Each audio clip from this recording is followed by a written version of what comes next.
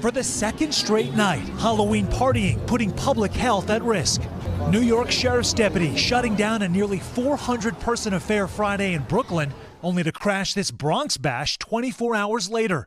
Officials say 557-plus people, all in violation of emergency stay-at-home orders. Across the country, an annual West Hollywood street party canceled.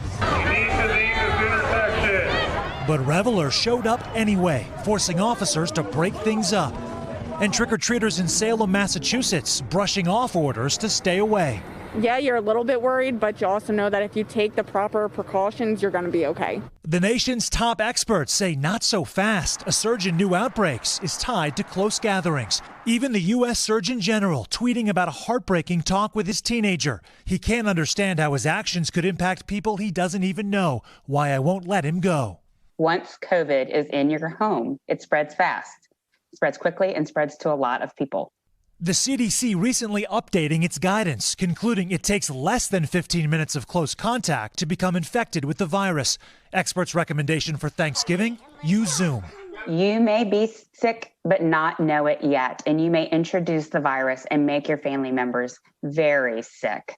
A plea for Americans to follow social distancing guidelines as new infections sweep the country, including in Texas, which hit 900,000 confirmed cases Saturday. They lived life well together, and they even died together. Melissa Gonzalez's aunt and mother, nicknamed the Golden Girls, both died from complications of COVID just one day apart.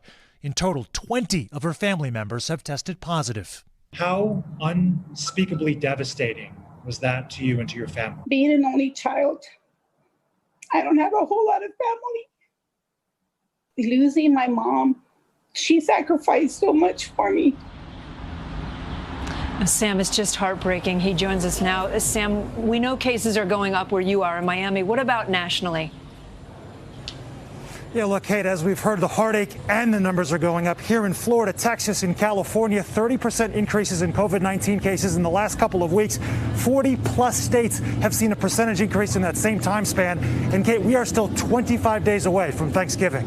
Kate and Jose?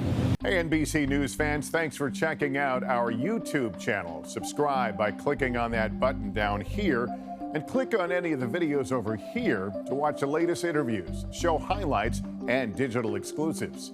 Thanks for watching.